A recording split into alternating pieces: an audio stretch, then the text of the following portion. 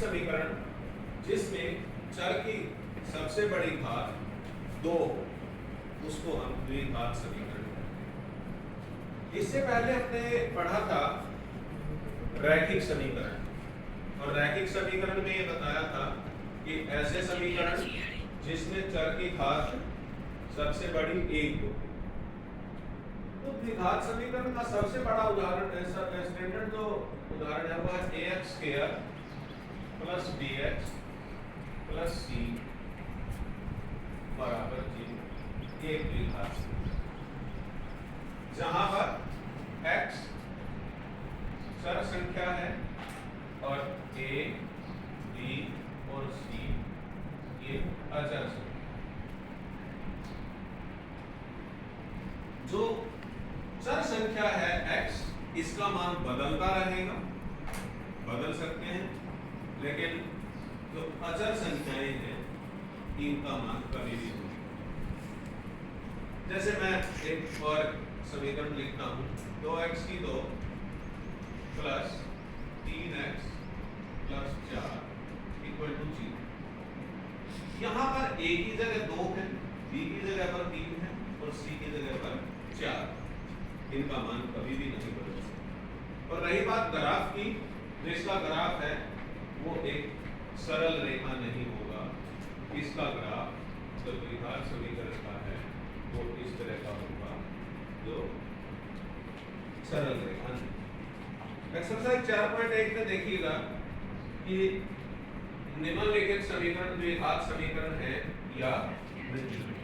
तो सबसे पहला सवाल है कि हमें ये चेक करना है कि जो दी गई समीकरण है द्विघात है या नहीं है। तो यहाँ पर क्या करेंगे, x प्लस 1 इसका square is equal to 2x minus 3।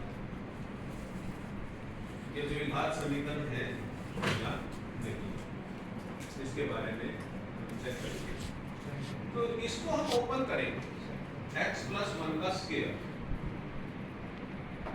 x प्लस 1 का होल स्क्वायर है।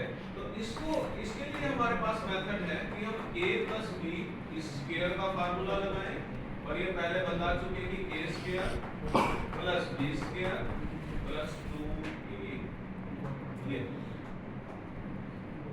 तो इसके हिसाब अगर हम ये a और b के मान इसमें x और 1 का मान इसमें रखेंगे तो क्या आएगा, x स्क्वायर प्लस 1 का square plus 2 into x into 1 बोलने पर x square plus 1 plus 2x, ये लेफ्ट हैंड साइड में आया है। अब इधर देखिएगा, जब हमने इसको हल किया तो हमारे पास आया है x square plus 1 plus 2x is equal to, गुणा करेंगे 2x माइनस 6। अभी इस सारे को हम लेफ्ट हैंड साइड में ले आते हैं, सारे के सारे को लेफ्ट हैंड साइड में ले आते हैं। x square plus 1 plus 2x minus 2x plus 6 equal to 0। इससे कट जाएंगे ये, और क्या आएगा, x स्क्वायर प्लस 7। यहां पर x की सबसे बड़ी घात कितनी है, x की सबसे बड़ी घात कितनी है, 2।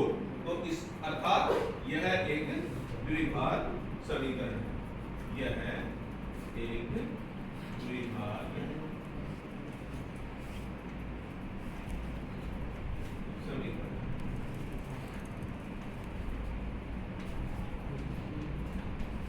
नोट करेंगे।